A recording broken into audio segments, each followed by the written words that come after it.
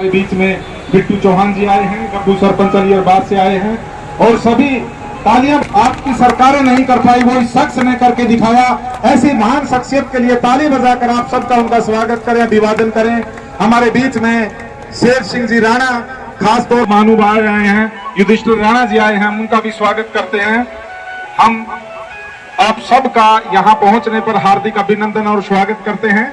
स्वागत और अभिनंदन की इस बेला में, इस कड़ी में राहुल चौहान जी रतनथल से आए हुए हैं और हमारे भांजे के रूप में यहाँ जय भगवान सरपंच जी भी रतनथल बाद से आए हैं, हम उनका भी स्वागत करते हैं। उनके साथ आए हुए सभी युवा साथियों का और उनकी पूरी टीम का हार्दिक अभिनंदन करते हैं, स्वागत करते हैं।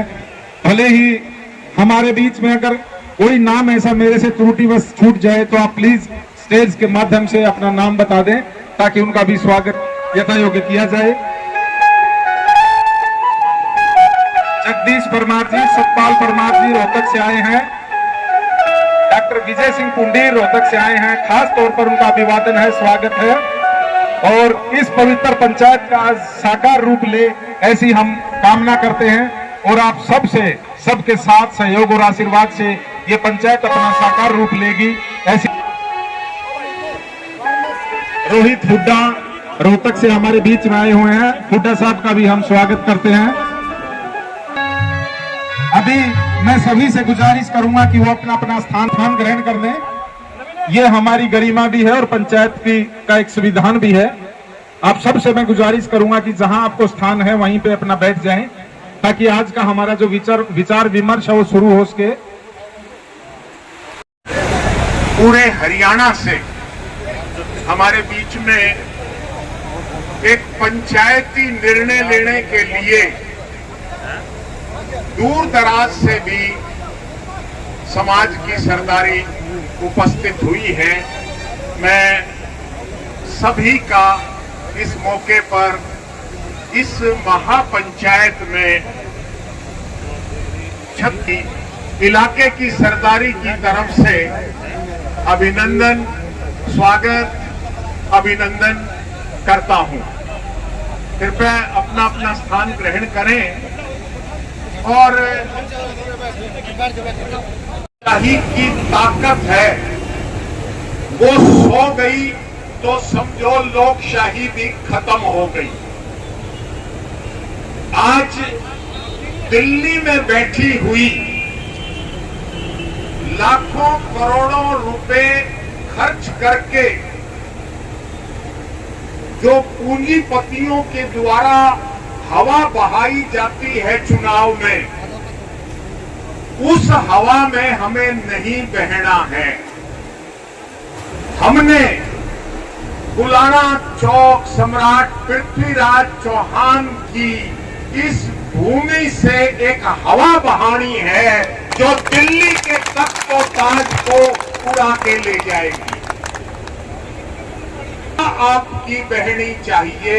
आज वो निर्णय इस पंचायत में लिया जाएगा। 2 दिन पहले ही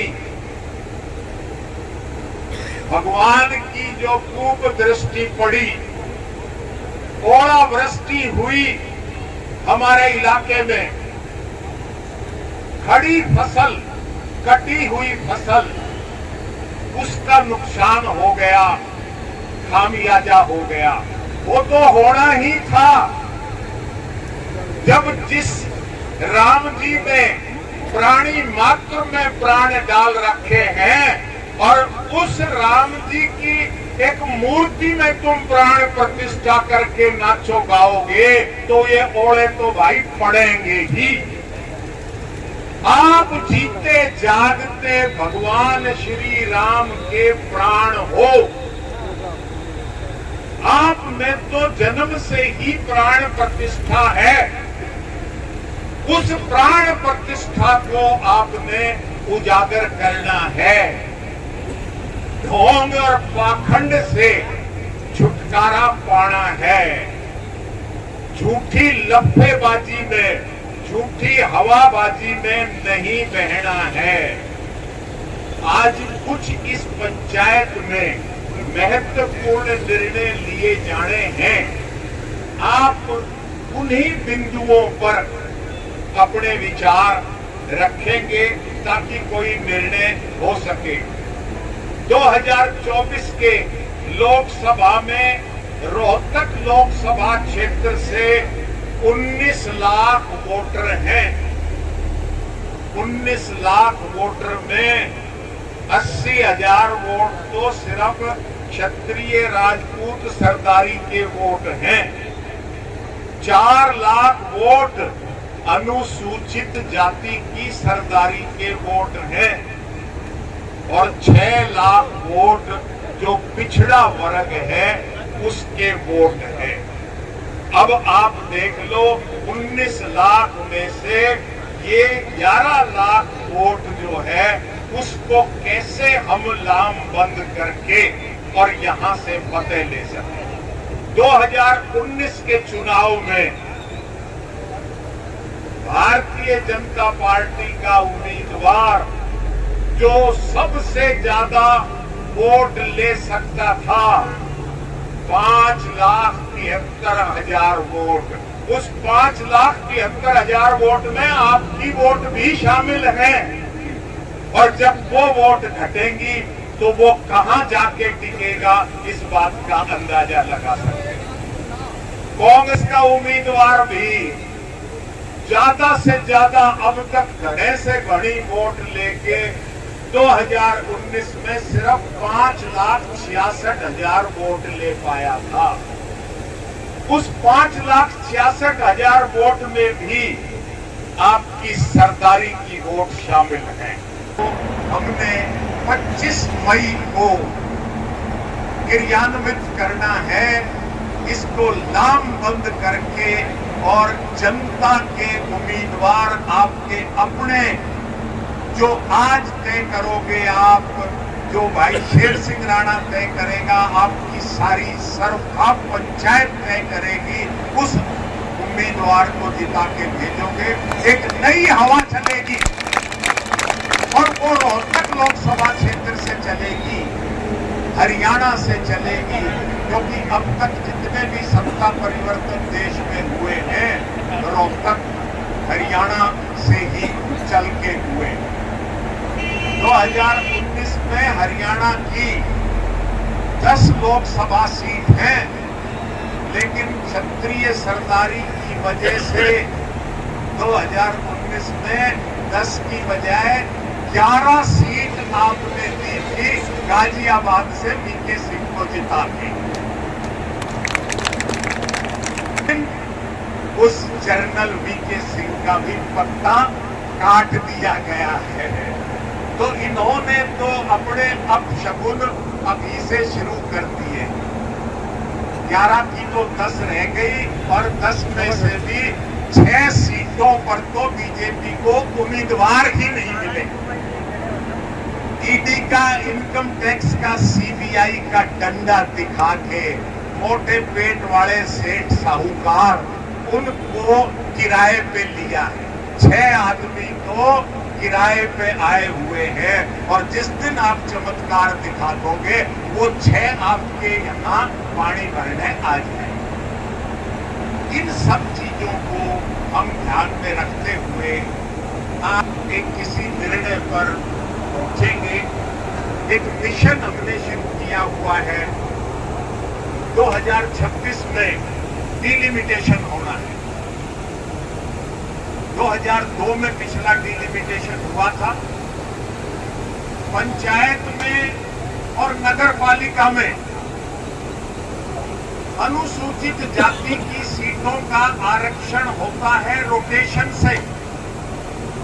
भारत के संविधान आर्टिकल 243 और 243 के मुताबिक, लेकिन विधानसभा और लोकसभा की सीटों का आरक्षण आर्टिकल 330 और आर्टिकल 332 के तहत जिस विधानसभा या लोकसभा सीट में अनुसूचित जाति की संख्या ज्यादा है उन सीटों को रिजर्व किया जाए। पिछले 75 साल से लगातार, क्योंकि आज जो ये कह रहे हैं देश में मोदी की गारंटी है, इस लोकशाही से पहले राजशाही में वो ठाकुर की गारंटी होती थी।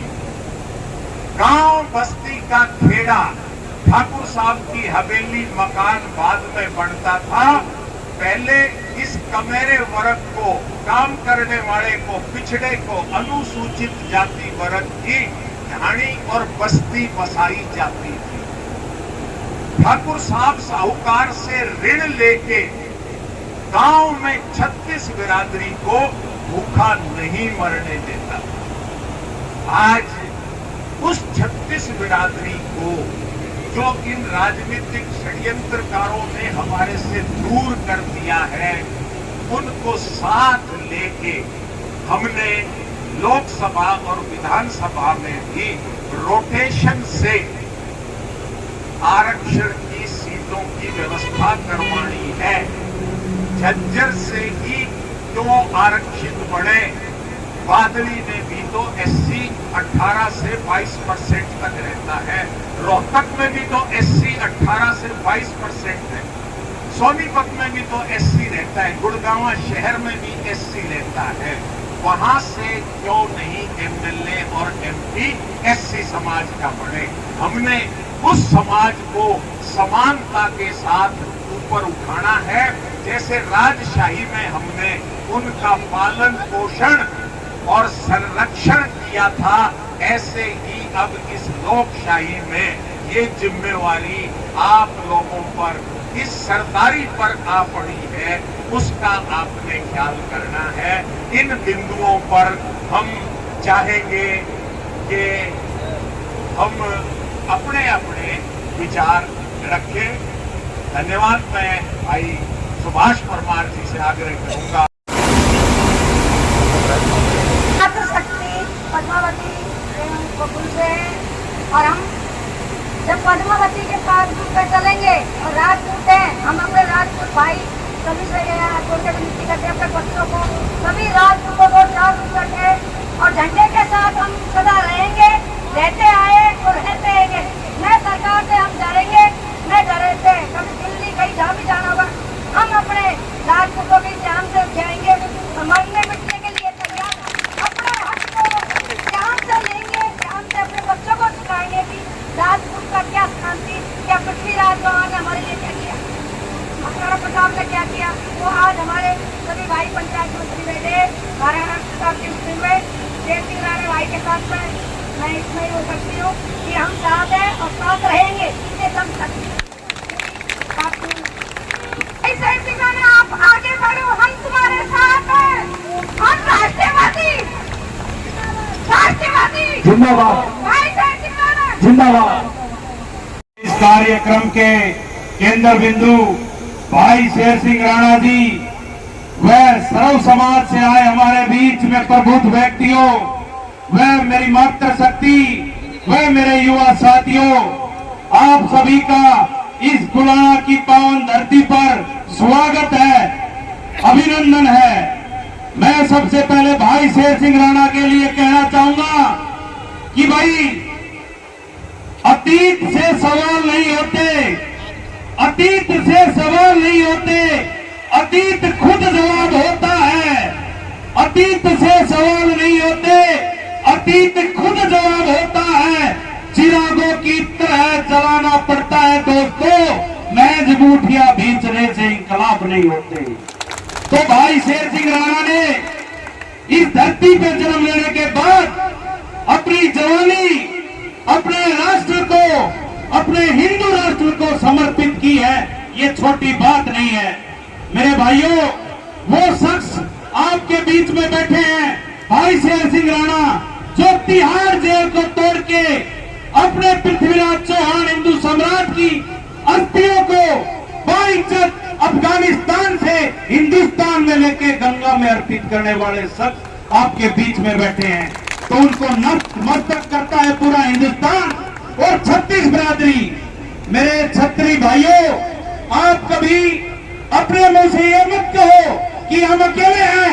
आपके पीछे ये 36 बिरादरी बिल्कुल तैयार है, क्योंकि आपके पूर्वजों ने इन 36 बिरादरियों की रक्षा के लिए अपने प्राणों की आहुति दी है, अपने खून से इनको बचाने के लिए अपने सर काम करवाए हैं। तो 36 बिरादरी का भाईचारा आपके साथ है, सर्व समाज आपके साथ है, इस बात में कोई दो राय नहीं है। मेरे साथियों, भाई शेर सिंह राणा ने ये पार्टी का गठन किया है इस सर्व समाज के दम पर। तो सर्व समाज से मेरा निवेदन है कि भाई आज जो समय है वो लोकतंत्र का समय है, वोट की मार का समय है। जिस सरकार को इस 36 बिरादरी ने और राजपूत समाज ने 90-95% वोट दिया है, उस सरकार ने हमारे साथ हमेशा भेदभाव किया है, हमको नीचा दिखाने का काम किया है। तो मेरे साथियों, एक पढ़ लो और एक आगाज करो कि ये सरकार का तख्ता पलटने का काम करो और अपना झंडा और अपना डंडा आपके पास है, एकजुट होके सर्व समाज उसके साथ खड़ा हो। मेरे साथियों, मैं आप लोगों से कहना चाहूंगा कि लोकतंत्र का समय है, हम पहचान एक वोट से करा सकते हैं, एक वोट से पहचान करा सकते हैं, पर आप लोग जब वोट का समय आता है तो कोई किसी तालुका के बन जाता है, कोई किसी के समर्थन में चला जाता है और सर्व समाज आपका भरोसा खो देता है। सर्व समाज चाहता है कि छतरी बंधुओं आप आगे बढ़ो, हम आपके साथ हैं, क्योंकि कभी ऋण जिन्होंने दिया है, छतरी बंधुओं ने जो समाज को अपने प्राणों की आहुति दी है, 36 बिरादरी उनको भूल नहीं रही है, उनको याद है और वो आपके साथ है, कंधे से कंधा मिलाकर। बस आप आगे बढ़ो और समानता का एक चिन्ह बनाते चलो, सर्व समाज आपका साथ देगा। और मैं भाई शेर सिंह राणा से कहना चाहूंगा कि भाई आप आगे बढ़ते रहो, ये सर्व समाज 36 बिरादरी आपके साथ है, हमारा भाईचारा मजबूत है, 36 बिरादरी और हम सब एक है। आज से पहले आपने सुना होगा, इस सरकार की अगुवाई के बाद जिस दिन से सरकार आई उस दिन से जातियों में बांटना शुरू कर दिया इस सरकार ने। तो आप महसूस करो, आप समझो और गुलामी छोड़ो और अपनी वोट की ताकत से मार करो। मेरे साथियों, आज वोट का जमाना है, हर जगह इस सरकार ने अपने भाईचारे को बिगाड़ने का काम किया।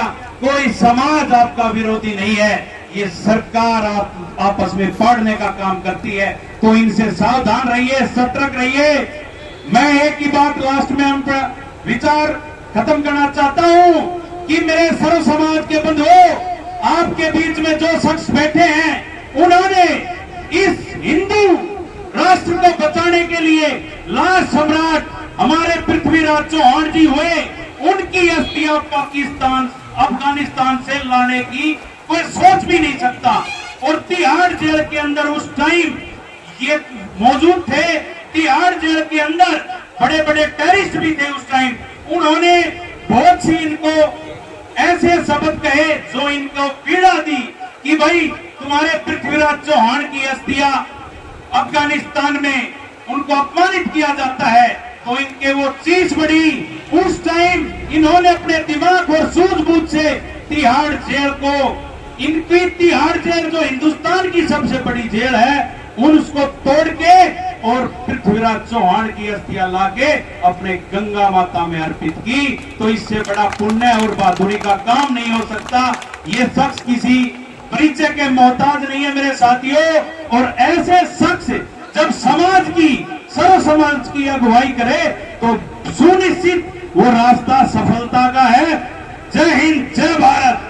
भाई शेर सिंह राणा।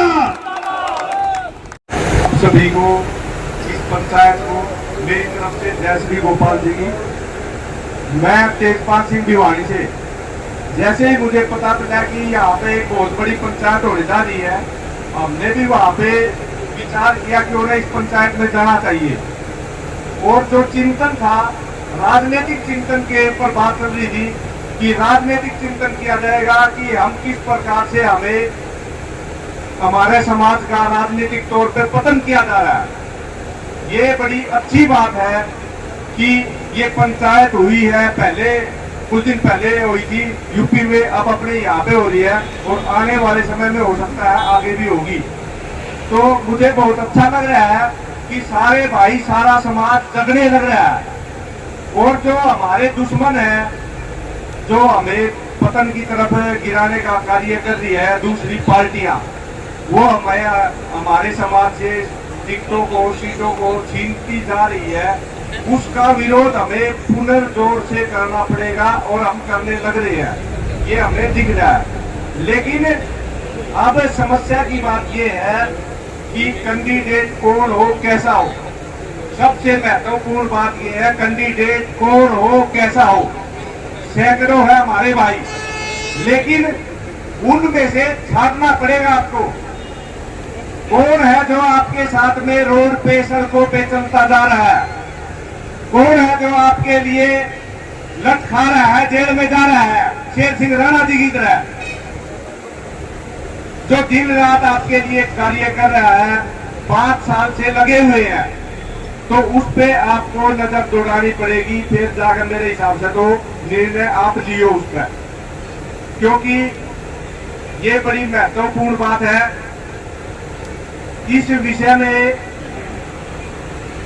मैंने देखा है राजनीतिक तौर पे उन्हें घूमते हुए, आपने नाम देखा होगा, इस तरीके से जानते हैं।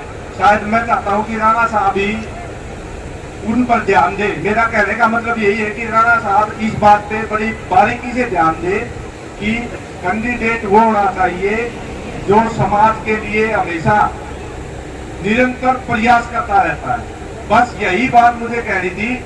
और एक बात और आपके दिमाग में मैं डालना चाहता हूँ, इस बात से मत घबराओ बिल्कुल भी कि क्या होगा क्या नहीं होगा। भिवानी में कुछ दिन पहले चुनाव हुए थे, बीजेपी को घुटने के बल दिया था, ये चीज ध्यान रखो आप। वही भिवानी से मैं कह रहा हूँ, आप सारे तैयार हो जाओ। ये पार्टियां न पार्टियां आपकी चौखट पे खड़ी मिलेंगी आने वाले अगले 5 साल में। अब तो जो होना था वो हो लिया, इनकी चिंता मत करो और खूब जोर लगा के सारे भाई प्रचार करो, भाई का प्रचार करो और शेर सिंह राणा जी के साथ चलो। हम शेर दिल से शेर सिंह राणा जी के शुरू से साथ हैं और आगे भी रहेंगे। भाई शेर सिंह राणा जिंदाबाद। राजपूत सरदारी, अन्य अन्य समाजों के आए हुए मेरे भाई, मेरी मातृशक्ति, मेरे नौजवान साथियों, मैं सूबेदार वीर सिंह चौहान, राष्ट्रीय कार्यवाहक अध्यक्ष, भारतीय जवान किसान पार्टी, सैनिकों की पार्टी।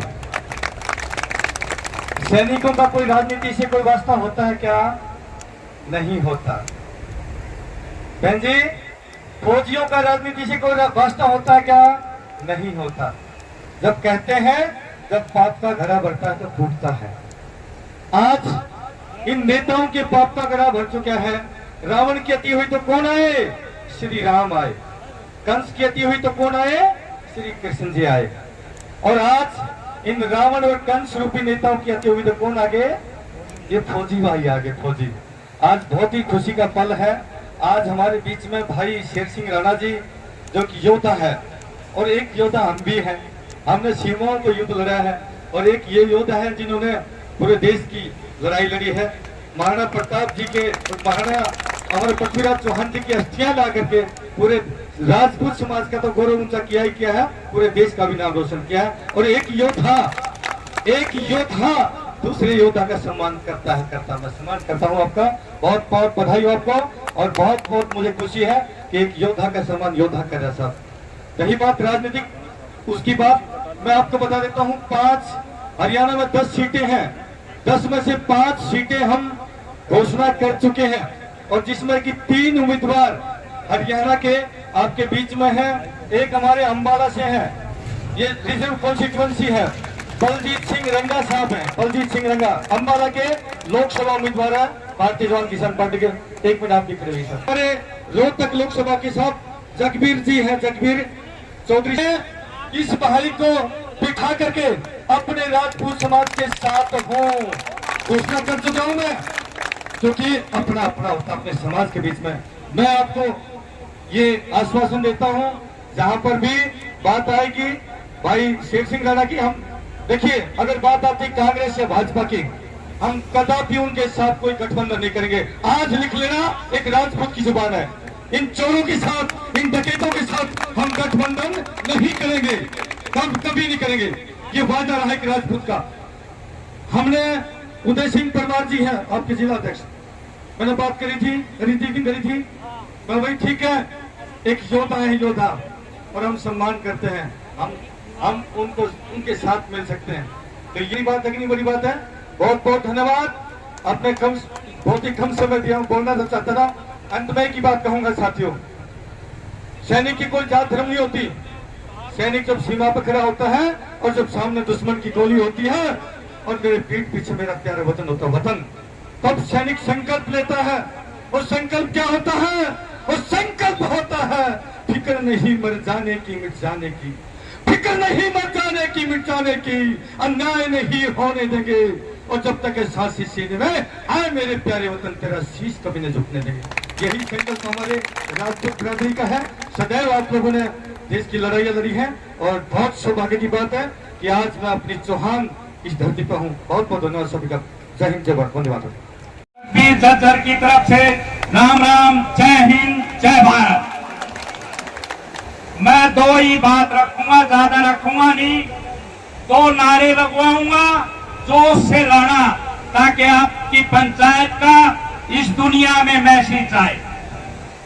भारत माता की या जय भाई नहीं जा सकती दोस्तों, हाथ उठा के बोल, भारत माता की, भारत माता की, भारत माता की। बहुत बहुत धन्यवाद सभी राजपूत भाइयों का। मैं तहे दिल से स्वागत करता हूं। हमारे भाई ने एक जिक्र किया कि दुश्मन से लड़ना है। दुश्मन से हमने, हमारे भाई एक ही थे, दो उसके साथी थे, दो बहन थी अरुणाचल प्रदेश में, जो कि चीन के दांत खट्टे कर दिए थे, और वहां पूजा जाता है वो हमारा सैनिक, और उसको रैंक भी दिया जाता है। ऐसा नहीं है, तब तक वो रहे जब तक चीन की हालत ठीक नहीं थी। नहीं, वो बोलता था और कहता था 24 घंटे दे दो, चीन के खट्टे दांत कर दूंगा। जय हिंद, जय भारत, जय किसान एकता, जय जवान एकता। ये मतलब अपना जो कैप्टन साहब ने, वीर सिंह साहब ने बताया कि जय जवान जय किसान पार्टी के रोहतक से उम्मीदवार ये घोषित कर चुके थे, और वो उम्मीदवारी आज इस महापंचायत में इन्होंने 36 बिरादरी की महापंचायत में वापस ली। जो सबसे पहले तो मैं कैप्टन साहब का भी और जगबीर साहब का भी बहुत बहुत तहे दिल से इस पंचायत की तरफ से आभार अभिनंदन व्यक्त करता हूं। जगबीर साहब ने जो वहां अरुणाचल प्रदेश और में जसवंत सिंह साहब के उस बलिदान की और पराक्रम की बात कही, इस इलाके के शौर्य और पराक्रम की। अभी एक कैंडिडेट की हमारी बात हो रही है, लेकिन मैं चाहूंगा कैंडिडेट हम कोई भी दें, कुछ मुद्दे भी हम तय करें, उन मुद्दों पर चुनाव लड़ा जाए, ना कि कैंडिडेट के चेहरे पर। आपके झज्जर हलके का ही 2 दिन पहले चौधरी देवीलाल ने अपने सिंबल और कैंडिडेट को हटा के वोटिंग से 2 दिन पहले कैंडिडेट बदल दिया। बोले भाई इसकी वोट देनी है, और मेधावी कीर्ति जीत गई। उन मुद्दों की मैं एक बानगी, वैसे तो पूरा मैनिफेस्टो बनेगा बाकायदा, लेकिन ये हमारी सैनिकों की खान है ये इलाका और पूरा हरियाणा। जय जवान जय किसान की बात आई।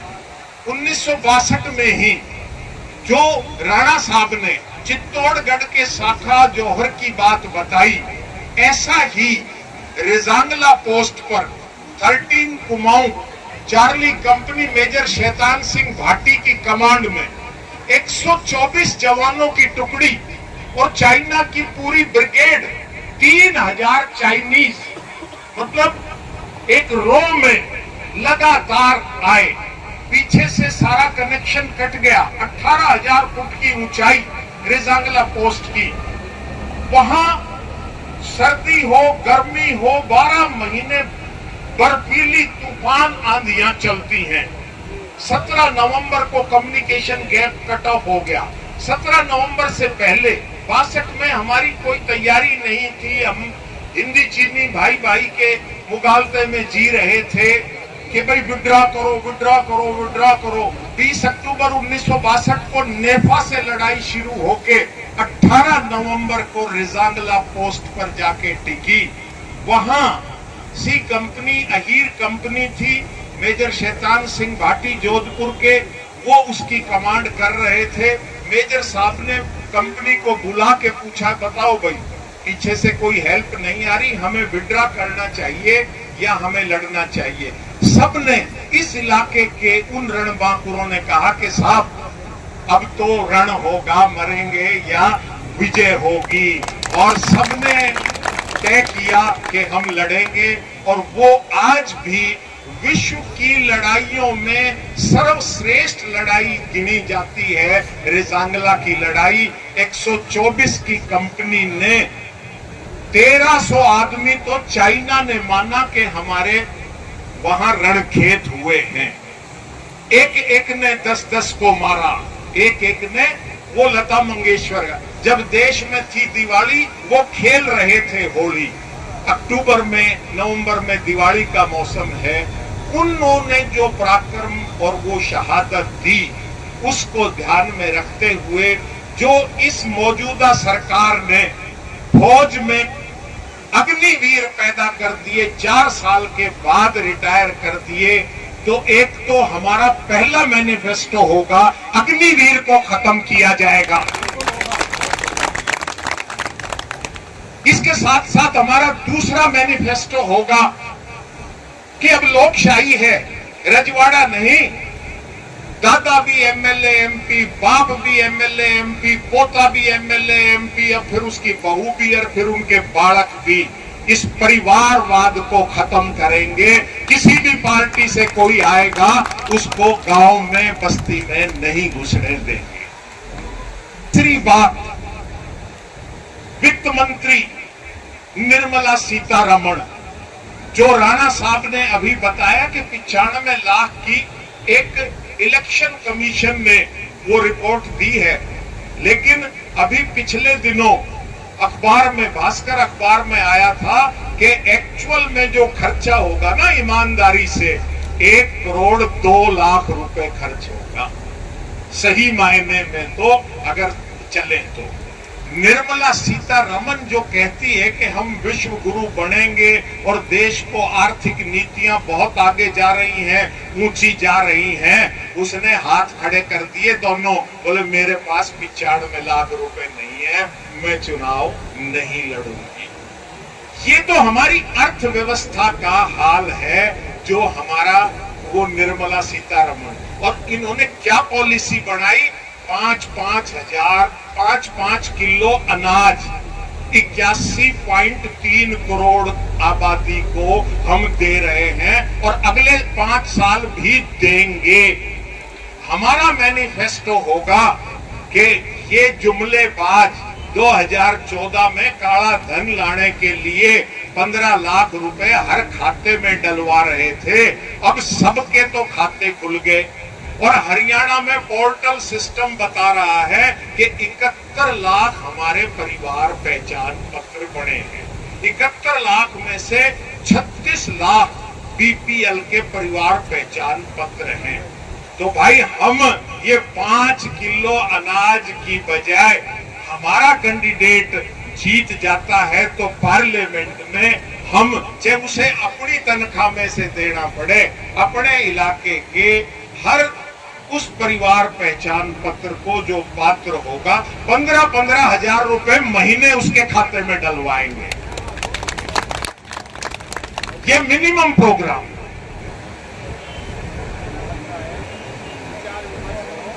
हम बात इसमें रखना चाहते हैं।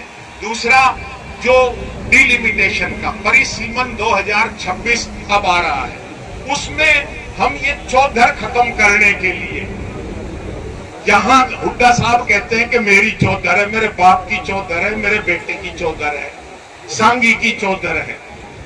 गुड़गांव में, अहिरवाल में रामपुरा हाउस कहता है कि हमारी चौधर है, पुश्तैनी चौधर है।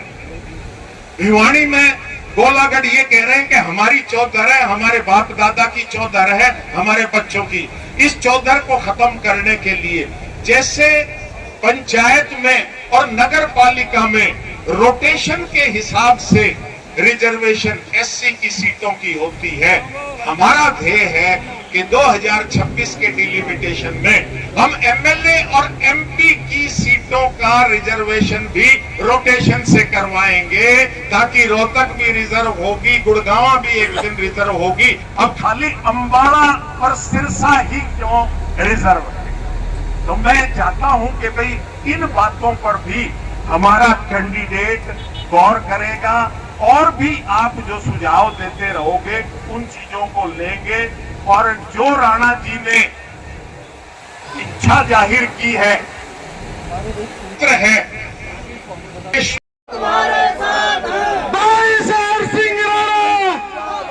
राष्ट्रवादी जनता पार्टी, राष्ट्रवादी जनता पार्टी जिंदाबाद। भाई सभी से अनुरोध, एक बार बैठ जाओ, बैठ जाओ, बहुत कुछ घोषणाएं होनी है, अभी बैठ जाओ एक बार, हाथ जोड़ के विनती। आप संघर्ष करो भाई, राकेश तंवर आप संघर्ष करो भाई, राकेश तंवर आप संघर्ष करो। राष्ट्रवादी जनता पार्टी, राष्ट्रवादी जनता पार्टी। भाई मैनपाल मातलपुर ने भाई राकेश तंवर को कैंडिडेट बनाने पर 21,000 रुपए की घोषणा करी है चुनाव के लिए। और मैं राकेश तंवर जी से भी ये अनुरोध करूंगा, जो मान सम्मान समाज दे रहा है उस मान सम्मान को जी से अनुरोध करूंगा कि वो अपनी बात समाज के बीच में रखें।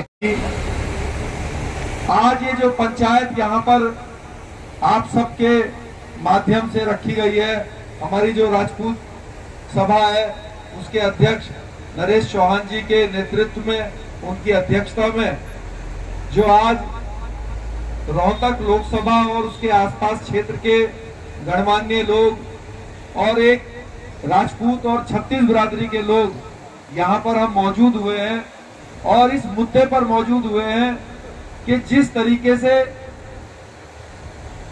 क्षत्रिय समाज का हर राजनीतिक दल ने और विशेषकर भारतीय जनता पार्टी ने पूरे देश में, पूरे हरियाणा में करीब 50 साल तक उसका दोहन किया, उसका इस्तेमाल किया, और इस्तेमाल करके जैसे नींबू निचोड़ के और फेंक देते हैं ना, इसी प्रकार से जितनी उसकी ताकत थी, जितना उसका रस था समाज का, पूरा निचोड़ दिया। आपको अच्छे से याद होगा, आज से 10 साल पहले जिस भारतीय जनता पार्टी को कोई पूरे हरियाणा में पूछता नहीं था, जिसके 2 या 1 विधायक भी बहुत मुश्किल से बनते थे, उसके ऊपर करीब 50 साल तक राजपूत समाज हरियाणा का लगा रहा, अपनी वोट देता रहा। वो हारते रहे लेकिन राजपूत समाज अपनी वोट उनको देता रहा, और कई सालों तक ऐसे लगातार भाजपा को वोट देकर, उसको आगे बढ़ाकर, अपने धन का इस्तेमाल करके, अपने समय का दोहन कराकर जिस राजनीतिक दल को सबसे बड़े राजनीतिक दल के रूप में परिवर्तन किया, उसने सत्ता में आके सबसे पहले राजपूत समाज की बेइज्जती करने का काम किया। चाहे वो कैथल में हमारे बुजुर्गों की पगड़ी उछालने का काम हो, उनके ऊपर लाठीचार्ज करने का काम हो, चाहे जो है राजपूत समाज के ऐसे लोग जो 5-5, 6-6 लाख वोटों से जीते हुए हैं, उनका बेवजह ऐसे ईमानदार लोगों का टिकट काटने का काम है। आपके सामने है, चाहे गाजियाबाद में जनरल वीके सिंह जी हो, उत्तर प्रदेश का कोई भी राजपूत नेता हो, हरियाणा की तो बात ही छोड़ दीजिए। हरियाणा में तो जब से हरियाणा बना है 75 साल से किसी को इस लायक ही नहीं समझा इन्होंने। तो ये बड़े दुर्भाग्य की बात है। आज से 6 महीने के बाद इस हरियाणा में विधानसभा के चुनाव है। अगर आज हम कोई निर्णय लेके, कोई ऐसा निर्णय जिससे आने वाले विधानसभा चुनाव में ये भाजपा, ये कांग्रेस आपके सामने नमस्तक हो, आपके सामने घुटनों पर आ जाए, तो ऐसा कोई समझदारी के साथ आपको ऐसा कोई निर्णय आज लेना पड़ेगा इस पंचायत में। यहाँ पे समाज के प्रतिष्ठित लोग बैठे हैं, बुजुर्ग लोग बैठे हैं। मैं आज आपको एक बात इसमें बताना चाहूंगा। ये बात हो सकता है आपको किसी ने ना तो कभी बताई होगी अभी तक, और ना ही आपका कभी उस तरफ ध्यान गया होगा, विचार गया होगा। वो क्या बात है? आप सब जानते हैं कि देश में जितने भी राजनीतिक दल हैं, जब आप उनका नाम लेंगे तो दुर्भाग्य यह है कि नाम लेते ही उनकी जाति या उनका धर्म या क्षेत्र उसके अंदर से निकल के आ जाता है। अगर मैं यहाँ पे बहुजन समाज पार्टी का नाम लेता हूँ तो तुरंत मस्तिष्क में जो है एक जाति विशेष का आ जाता है कि भाई ये तो उनकी पार्टी है। समाजवादी का नाम लेता हूँ तो आ जाता है, आरएलडी का नाम लेता हूँ लोकदल का तो आ जाता है। किसी भी राजनीतिक दल का नाम लेते हैं तो मस्तिष्क में जो है कुछ विशेष लोगों का या जाति का या क्षेत्र का ध्यान मन में आता है। भारतीय जनता पार्टी का भी जब नाम लेते हैं तो भारतीय जनता पार्टी के लिए ये बोला जाता था कि भाई ये तो लाला बनियों और राजपूतों की पार्टी है। बोलते थे कि नहीं? बताओ क्या बोलते थे बीजेपी के लिए? कि भाई ये तो लाला बनियों और राजपूतों की पार्टी है। 10 साल पहले भारतीय जनता पार्टी को ये लगा कि भाई इन लाला बनियों और राजपूतों को तो जितना निचोड़ना था निचोड़ लिया 50 साल में, और इनकी जनसंख्या भी राजपूतों की विशेषकर उतनी ज्यादा नहीं है जितनी जो है दूसरे जो वर्ग है उसकी जाति की या उस वर्ग की जनसंख्या है। तो इन्होंने जो अपना टैग है, जिसको टैग बोलते हैं ना कि भाई ये तो राजपूतों की पार्टी है, तो उसको टैग को बदलने के लिए इन्होंने ये प्रयास किया कि भाई जो पिछड़े समाज के हमारे भाई हैं अब उनकी तरफ फोकस किया जाए। राजपूतों को जितना निचोड़ना था निचोड़ लिया, अब पिछड़ों को अपने साथ लाकर उनकी एनर्जी को निचोड़ा जाए। तो जब उनके पास गए, उनसे कहा कि भाई आप आओ हमसे जुड़ो, तो उनको विश्वास नहीं हुआ। कहने लगे आप तो भाई राजपूतों की पार्टी हो, उस तरफ ध्यान ज्यादा देते हो, नेता भी आपके अधिकतर वही है। तो इन्होंने एक रणनीति के तहत आपस में चर्चा की कि भाई राजपूतों को अपने से दूर करो, इनको थोड़ा सा बैक करो, जिससे कि जो समाज हमारे से नहीं लग रहे हैं इनको देखकर या इनके कारण कि भाई ये तो इनकी पार्टी है, वो हमारी तरफ आकर्षित हो। अब इन्होंने आपको दूर करना शुरू किया, ना टिकट दिए, ना आपकी मेहनत का कोई जो है आपके परिश्रम का कोई आपको फल दिया, लेकिन फिर भी कुछ लोग साथ में लगे रहे। लगे रहने के कारण जैसे आम चर्चा में हम करते हैं कि भाई हम पे विकल्प क्या है, अगर बीजेपी को वोट नहीं देंगे तो किसको देंगे। अब बीजेपी ने सोचा यार इनको कुछ दे भी नहीं रहे हैं, फिर भी ये दूर नहीं भाग रहे, तो उन्होंने कहा एक काम करो, दूसरा जो समाज है वो अभी भी विश्वास नहीं कर रहा है कि भाई हम इनको दूर कर रहे हैं। तो रणनीति बनी कि भाई ऐसा कुछ करो कि ये खुद ही कहें कि भाई इन्होंने हमें लूट लिया। तो इन्होंने कहा कि भाई एक काम करो, इनको कुछ देना भी नहीं है, इनके लठ भी मारने हैं, जिससे कि ये सड़कों पर बैठे आज की तरह और खुद ही रोना धोना करें कि भाई ये हमारी पार्टी नहीं है, ये हमें कुछ नहीं दे रही, और दूसरे लोग इनकी तरफ आकर्षित हो। तो मैं आपको एक बात क्लियर बता देना चाहता हूं कि पूरे देश के अंदर जो राजपूत समाज के लोग सड़कों पर बैठ रहे हैं या ये सोच रहे हैं कि हम गुस्सा दिखाएंगे, नाराजगी दिखाएंगे तो बीजेपी लाइन पे आ जाएगी, ये मेरी बात याद रखना। जिसको ये गलत फहमी हो राजपूत समाज को पूरे भारत में कि हमारे गुस्सा करने से, हमारे आंदोलन करने से या हमारे कुछ भी कार्रवाई करने से बीजेपी हमसे डर जाएगी, तो इस बात को आप दिमाग से निकाल लेना। ये भी उनकी रणनीति है। वो चाहते हैं कि आप गुस्सा करो, नाराजगी दिखाओ, जिससे कि सड़क पे चलने वाला, जिसको बीजेपी अब भविष्य में निचोड़ना चाहती है, वो खुद ही देखकर कहे कि हाँ भाई अब ठीक है, अब तो ये सड़क पे आ गए, अब तो आ जाओ इन बीजेपी के साथ जुड़ जाओ। तो उनको जोड़ने के लिए अब आपको कुछ नहीं मिलेगा, ये आप ध्यान रखना। अब तो हमें कोई नया रास्ता बनाना पड़ेगा जिससे कि उस रास्ते से हम अपना जो बच्चों का भविष्य है उसको बचा लें, जिससे कि जो हमारे समाज के साथ अन्याय हो रहा है, भेदभाव हो रहा है, उसको जो है खत्म कर लें। और उसका एक ही तरीका है लोकतंत्र के अंदर, वो तरीका है चुनाव लड़ना उनके सामने जो आपको कुछ वैल्यू नहीं दे रहे हैं, जो कुछ समझ नहीं रहे हैं। आज देश में लोकसभा चुनाव है, कई लोग बोलते हैं कि भाई ये बड़ा चुनाव है, आपकी छोटी सी राजनीतिक दल है, अगर लड़ेंगे तो हार जाएंगे, जीत जाएंगे। हमारे फौजी भाई यहाँ बैठे हुए हैं, इन्होंने अपने जीवन में कई युद्ध लड़े होंगे, और जब ये युद्ध लड़ने के लिए गए होंगे तो आप मुझे बताओ, क्या युद्ध से पहले अगर ये आपस में चर्चा करने लगे कि यार पाकिस्तान के तो 10,000 सैनिक हैं, हम तो 500 ही है, एक काम करो ये जो चोटी है ये पाकिस्तान वालों को सुपुर्द करके पीछे चलो, क्या ये ऐसा करेंगे? अगर करेंगे तो क्या कहलाएंगे? कायर कहलाएंगे। तो जो योद्धा होता है, कोई भी योद्धा युद्ध में जाने के समय हार जीत की चिंता नहीं करता। अगर वो हार जीत की चिंता करता है, ना वो कौम योद्धा है ना वो व्यक्ति योद्धा है। तो अगर आज आप चुनाव में जाने के लिए, ये भी एक युद्ध है, अगर आप इस चुनावी युद्ध में जाने की बात कर रहे हो तो हार जीत के ऊपर से निकलना पड़ेगा। हार जीत तो ऊपर वाले के हाथ में होती है, चाहे रोहतक हो, चाहे गुड़गांव हो, चाहे कोई लोकसभा हो। अरे भाई एक ही व्यक्ति जीतेगा और सब उसमें हार जाएंगे, तो क्या अपने घर पर बैठ जाएं? बताओ आप, एक ही तो जीतेगा, तो हार जीत की क्या चिंता करनी। मैं अपने पूर्वजों से संबंधित एक कहानी आपको बताना चाहता हूं, आप सबको पता भी होगी। हमारी माताएं बहनें यहाँ बैठी हैं, इन्होंने अभी जिक्र भी किया था, मां पद्मावती जी का नाम आप सबने सुना होगा, मां पद्मनी जी का। जब मां पद्मावती जी को ध्यान में रखकर खिलजी ने राणा रतन सिंह जी का जो किला था चित्तौड़ का, उसका घेराव कर लिया।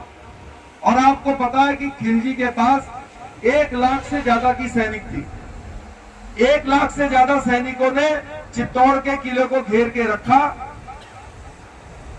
और जब कई महीने हो गए किले का घेराव करे हुए, और चित्तौड़ के अंदर जो राशन था, जो पानी था, जब वो खत्म होने की तरफ गया,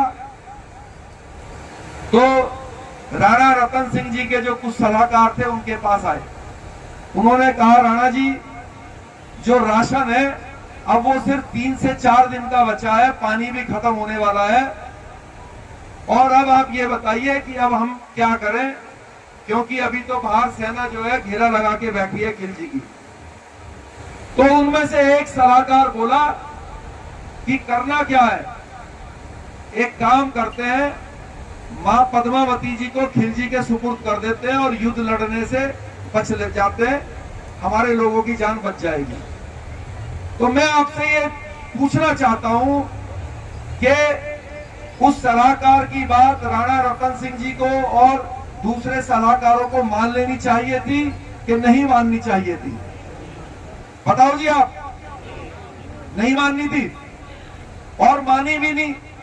और जब नहीं मानी तो परिणाम ये हुआ कि आज कई सौ वर्षों के बाद भी हम राणा रतन सिंह जी, 14,000 जो हमारी माताएं बहनों ने जिन्होंने जोहर किया, उनको आज भी हम उनकी पूजा करते हैं, उनको याद करते हैं। सिर्फ 20-25 हजार होने के बाद भी उन्होंने किले का दरवाजा खोला, साका किया और 1 लाख सैनिकों से ज्यादा से युद्ध किया। उनको पता था 1 घंटे के अंदर हम सब शहीद होंगे, हमारी गर्दनें कट जाएंगी, लेकिन उन्होंने शहीदी करी। और इतिहास में अनेक ऐसे वाक्य हैं। तो आप तो ऐसे लोगों को बेवकूफ बोलोगे, कहोगे क्या जरूरत थी जब पता था 25 हजार है। आप मुझे ये बताओ, 25 हजार लोगों को मालूम नहीं है कि 1 लाख से लड़ेंगे तो क्या परिणाम होगा? पता था कि नहीं? लेकिन परिणाम की चिंता करी उन्होंने? क्यों नहीं करी? क्योंकि वो क्षत्रिय थे, असली क्षत्रिय जिसको बोलते हैं। और आज हम क्या है? हम तो अभी गिनती करने लगते हैं। आज क्षत्रिय कैलकुलेटेड हो गया है। आज कैलकुलेटर बैठता है कि रोहतक में तो हम इतने हैं, लड़ेंगे तो इतनी वोट आएंगी, ये होगा वो होगा। अरे भाई, अब तो लड़ने के लिए गर्दन भी नहीं कटवानी पड़ती, बटन ही तो दबाना पड़ता है। अगर हम अपने पूर्वजों के रास्ते पे चल के बटन दबाते हुए भी डरते हैं तो फिर अपने आप को क्षत्रिय कहना बंद करना चाहिए। बताइए कितने शर्म की बात है कि आज हमें अपनी गर्दन नहीं कटवानी, फिर भी हम इतना डरते हैं कि हार जाएंगे, जीत जाएंगे। तो मेरा तो आपसे यही कहना है, यही निवेदन है कि हम आज राणा रतन सिंह जी, मां पद्मावती जी के रास्ते पर चलें। या तो हम शहीद होंगे या तो हमारी गिनती होगी इतिहास में कि 50 हजार राजपूत थे रोहतक में जिन्होंने अपनी उपस्थिति दर्ज कराई। जैसे 25 हजार राजपूतों ने खिलजी के साथ युद्ध में उन्होंने उपस्थिति दर्ज कराई। 16 हजार हमारी माताओं बहनों ने जोहर करके उपस्थिति दर्ज कराई। आज तो ना जोहर करना है हमारी किसी माँ बहन को और ना किसी को आपको साका करना है। आज तो क्या करना है?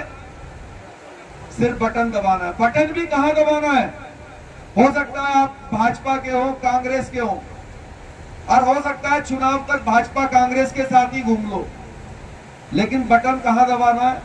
बटन दबाना है ऐसी ही एक जगह होगी, ऐसे पर्दा होगा, पर्दे के पीछे जाओगे।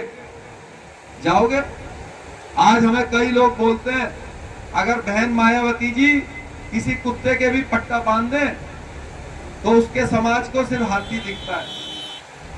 और आपके घर में 50 साल से भी काम कर रहा होगा, उसको आप कितना समझा लो फिर भी वो जाके जो है हाथी पे ही बटन दबा देगा।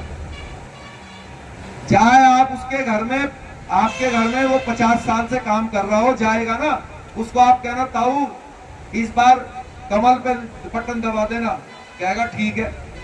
और जब जाएगा वोटिंग मशीन के पास तो बाहर सीआरपीएफ वाला खड़ा होगा, हमारे फौजी साहब जैसे कोई अर्धसैनिक बल का, कहेगा हाँ भाई, वो कहेगा जी मैं ठाकुर हूँ गाँव का, बड़ी बड़ी मूछ होंगी, कहेगा ठाकुर हो चाहे जो मर्जी हो, वोट डालने तो सिर्फ यही जाएगा, बाहर खड़ा होगा, करेगा नहीं? जब चुनाव वोट डालने जाते हो तो जिसकी वोट है वही तो अंदर जाएगा। और जब वो अंदर जाएगा और वोटिंग मशीन के सामने जाके यूं खड़ा होगा, देखेगा, उसको ध्यान आएगा यार ठाकुर साहब ने कहा था कमल पे दबा देना, हाथ पे दबा देना, वो देखेगा। लेकिन फिर उसके अंदर उसका जो जमीर है वो जागेगा, स्वाभिमान जागेगा, और जैसे ही हाथी के पास आएगा उसको दबा देगा। सोचेगा ठाकुर साहब के पिताजी को भी नहीं पता कहां दबाया, पता है किसी को? बाहर आएगा, कहेगा ठाकुर साहब जहां कहा था, जो कहा था वही कर दिया। अब ठाकुर साहब को क्या पता क्या कर दिया। तो भाई अगर किसी को डर लगता है, कोई भाजपा कांग्रेस का गाजर अध्यक्ष हो, मूली अध्यक्ष हो, और हो सकता है उसको बेचारे को मूली गाजर बेच के खाने से मोटरसाइकिल छूट जाती है उसकी, अगर उसको वाकई में डर लगता है मान लो, तो डरते रहो, कोई दिक्कत नहीं है। लेकिन कम से कम वोटिंग मशीन के सामने खड़े होके तो अपना स्वाभिमान जगा लो। वहां तो किसी को पता नहीं चलेगा दुनिया में किसको वोट दे के आए, बताओ चलेगा पता जी? अरे भाई वोटिंग मशीन के सामने जाओ, अपनी चारपाई पे बटन दबा दो, बाहर आके जिससे कुछ लिया दिया भी हो उसको कह दो हाँ जी कर दिया, कोई दिक्कत नहीं। बताओ उसको क्या पता? भाई राजनीति है ये, और क्षत्रियों ने सबसे ज्यादा राजनीति करी देश में। लेकिन दुर्भाग्य देखो कि आज सिर्फ दूसरों की चटाई बिछाने के लिए हम मजबूर होना पड़ रहा हूं। तो आज आपने फैसला करना है, और मेरे को इन्होंने ये आदेश दिया है कि भाई आप ये तय कीजिए, तो तय तो देखिए आप ही करेंगे, पंचायत है ये। मैं इस पंचायत का एक आपकी तरह ही एक अंग हूं, आपका बच्चा हूं, भाई हूं, छोटा बड़ा भाई हूं, किसी का छोटा भाई हूं, तो मैं भी आपका हिस्सा हूं। लेकिन मैं फौजी भाइयों से भी, उन्होंने फौजी भाई साहब ने भी अपने दिल की बात रखी और मैं उनका बहुत धन्यवाद करता हूं कि रोहतक के लिए जो उन्होंने पेशकश हमारे को दी, मैं उनका बहुत दिल की गहराई से बहुत धन्यवाद करता हूं। देखिए, राजनीति और रणनीति, राजनीति एक युद्ध है और इसमें रणनीति बनानी पड़ेगी इस युद्ध को जीतने के लिए। तो चुनाव लड़ने के लिए जो एक अनिवार्य चीज है, जो मैं नहीं कह रहा हूं, जो भारत सरकार कह रही है, जो एक मुख्य जरूरत है चुनाव लड़ने के लिए, वो सबसे पहली जरूरत है पैसा। इस पैसे ना होने के कारण ही समाज के अच्छे लोग भी राजनीति से वंचित हो जाते हैं और जो बेईमानी करके और गड़बड़ करके जो उल्टे सीधे तरीके से पैसे बना लेते हैं, वो लोग जो है सांसद बन जाते हैं, विधायक बन जाते हैं। हम आपस में गालियां भी देते हैं कि यार ये कैसे दुष्ट आदमी सांसद बन गया, विधायक बन गया। लेकिन भाई मजबूरी है, अब इसका कोई तोड़ नहीं है, क्योंकि जब चुनाव व्यक्ति लड़ेगा तो जो उसके कार्यकर्ता होंगे भाई वो पूरे दिन मेहनत करेंगे, तो चाय भी पिएंगे, रोटी भी खाएंगे। अब पैदल तो जाओगे नहीं 100 किलोमीटर, उसके लिए गाड़ियां भी चाहिए, गाड़ियों के अंदर तेल भी चाहिए। तो ये तो युद्ध है।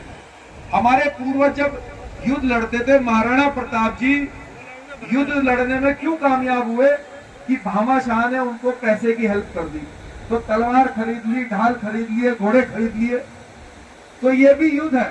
इस युद्ध के अंदर गाड़ियां भी चाहिए, बैनर भी चाहिए, पोस्टर भी चाहिए, झंडे भी चाहिए, डंडे भी चाहिए। और सरकार आज ये कह रही है कि 95 लाख रुपया लीगल है, लीगल जायज है, लीगल है 95 लाख रुपए एक लोकसभा चुनाव में खर्च करना। यानी कि 95 लाख रुपया तो खर्च करना ही पड़ेगा। अगर आपको ये मैसेज देना है कि हम चुनाव लड़े हैं, अगर ऐसे ही है कि भाई नाम आगे लिखवा दिया और अपना 200 वोट निकल गई, क्योंकि देखो इसमें वोटर की गलती नहीं है भाई, वोटर को ये पता चले कि हम चुनाव लड़ रहे हैं, इसके लिए गाड़ी से उसके पास जाना पड़ेगा, पोस्टर लगाना पड़ेगा कि नहीं? तो पोस्टर तो पैसों में बनेगा, गाड़ी तो पैसों में चलेंगी, तो पैसा खर्च होएगा। तो मैं आपसे ये चाह रहा हूं कि हम एक ऐसा प्रत्याशी यहां पर लाए जिसके पास ईमानदारी का धन हो, चाहे वो 95 लाख ना हो, चाहे वो 10 लाख हो, 20 लाख हो, जो भी वो ईमानदारी का पैसा खर्च कर सकता है, जिससे कि जब हमारा सब उस पर मेहनत करें और वो सत्ता में आए तो वो बेईमानी करने की उसको जरूरत ना पड़े। क्योंकि बेईमानी का पैसा लगाएगा तो बेईमानी सबसे पहले करेगा कि नहीं? तो मेरे मन में, मैंने इस पंचायत से पहले बिट्टू चौहान जी यहाँ बैठे हैं, हमारे पिता समान है नरेश चौहान जी, वो भी बैठे हैं, और भी यहाँ कई मुख्य लोग बैठे हैं, समाज के प्रतिष्ठित लोग। उनसे हमने बैठकर अलग अलग उस पर चर्चा की है और हमने यही चर्चा करके उसका एक जो निष्कर्ष तो नहीं मैं बोल सकता, निष्कर्ष तो आप निकालेंगे, लेकिन शुरुआती जो एक बात उसमें से निकल के आई वो ये निकल के आई कि भाई हम एक ऐसे व्यक्ति को सामने लाए चुनाव लड़ने के लिए जो पढ़ा लिखा हो, सामाजिक हो और अपने ईमानदारी के पैसों से ज्यादा नहीं तो कम से कम 30, 40, 50 लाख रुपए लगाने के लिए सक्षम हो। जब वो 50 लाख रुपए लगाएगा तो हम भी अधिकार से समाज से ये प्रार्थना करेंगे कि भाई वोट के साथ साथ नोट भी चाहिए आपको। भाई वोट के साथ नोट तभी तो बोल सकते हैं जब पहले तो 2 बीज खुद लगाने पड़ेंगे। अगर जो हम ये चाहेंगे कि भाई सारे आपकी जेब से ही आ जाएं या मेरी जेब से ही आ जाएं, तो ऐसे तो चलेगा नहीं। अगर कोई 50 लाख लगाएगा तो समाज भी 50 लाख लगाएगा। भाई आधे में समाज और आधे में व्यक्ति हो तब तो बात ठीक है। अगर बारात चलेगी तो आधा रोल दूल्हे का हो तो आधा बाराती भी झेल ले। सही बात है नहीं सही? तो भाई अब मुझे यहाँ पर जितने लोग बैठे हैं, या हमने जो एक सर्वे करवाया है, हम बता दें आपको, हमने एक सर्वे भी करवाया है, रोहतक लोकसभा के अंदर भी कराया है, दूसरी लोकसभाओं के अंदर भी सर्वे कराया है। हमारे हुड्डा साहब यहाँ बैठे हुए हैं, ये हमारे पार्टी के युवा के वरिष्ठ पदाधिकारी हैं। इनकी भी बहुत इच्छा है कि ये रोहतक लोकसभा से चुनाव लड़े। हुड्डा साहब का जो गांव है, कौन सा गांव है? बाली, हाँ बाली गांव है। ये राष्ट्रवादी जनलोक पार्टी के पदाधिकारी हैं 5 साल से पिछले। हुड्डा साहब की भी इच्छा है। हमने जो है राकेश तंवर जी यहाँ बैठे हुए हैं, राकेश तंवर जी से भी मैं एक बार निवेदन करूंगा, वो भी एक बार खड़े हो जाएं। राकेश तंवर जी से भी हमारी इस बारे में चर्चा हुई। हमारे बीच में जो है हमारे पार्षद का चुनाव लड़े थे हमारे भाई हैं, वो भी हमारे बीच में बैठे हुए हैं। तो ऐसे कई गणमान्य लोग हैं जिनकी इच्छाएं हैं कि भाई वो चुनाव लड़े या फिर आगे समाज उनके आगे बढ़ाए, तो वो तैयार हो जाएंगे। तो देखो, तय तो आप कीजिएगा। मैं सभी जो हमारे यहाँ भाई हैं सबसे परिचित भी हूं।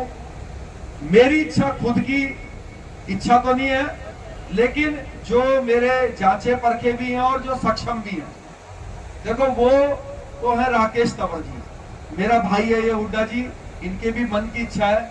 लेकिन मैं हुड्डा भाई को भी जानता हूँ, हुड्डा भाई बहुत मेहनती है, कर्मशील है, लेकिन अभी युवा होने के कारण जो है वो अभी उतना बड़ा बजट जो है, मुझे ऐसा लगता है कि अभी उतना बड़ा बजट का वो बंदोबस्त ना कर पाए शायद। एक सेकंड, राकेश तंवर जी के पारिवारिक में आपको थोड़ा बैकग्राउंड बता दूं। राकेश तंवर जी के जो दादाजी थे, ग्रैंडफादर, वो हमारे महेंद्रगढ़ के विधायक थे। महेंद्रगढ़ से आज तक एक ही राजपूत विधायक बने हैं, वो राकेश तंवर जी के सगे दादाजी थे। तो राकेश तंवर जी की राजनीतिक पृष्ठभूमि है और बहुत ईमानदार और बहुत सभ्य इनके दादाजी ने अपना राजनीतिक जीवन जिया। और क्योंकि एक पुश्तैनी अच्छा परिवार होने के कारण तो एक अच्छी आर्थिक कंडीशन भी राकेश तंवर जी की है।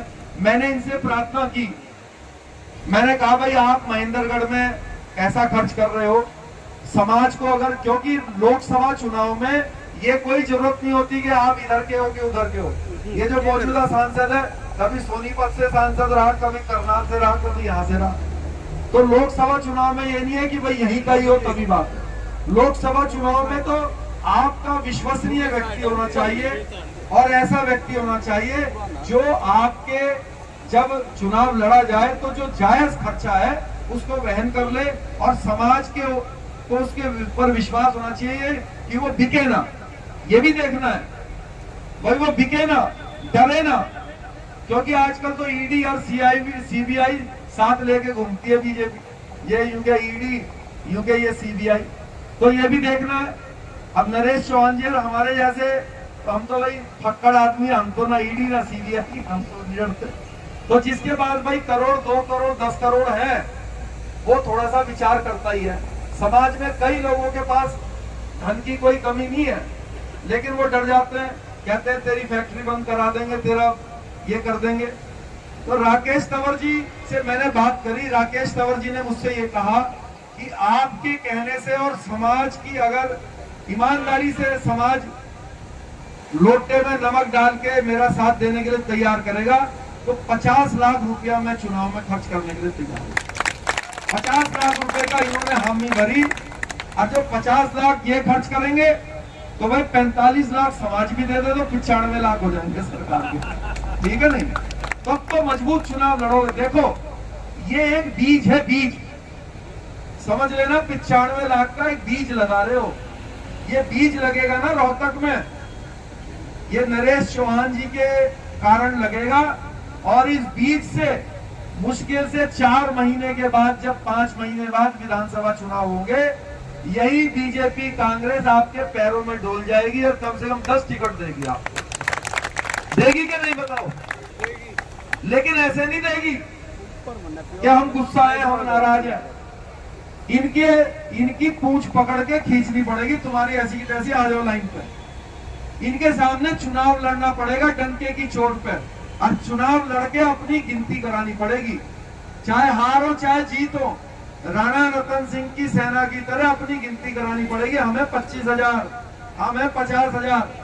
तो अगर आप आज लोकतंत्र का साका करने के लिए तैयार हो, भाई राजतंत्र में साका में तो गर्दन कटती थी, लोकतंत्र के साके में कुछ नहीं कटता, लेकिन स्वाभिमान बढ़ता है।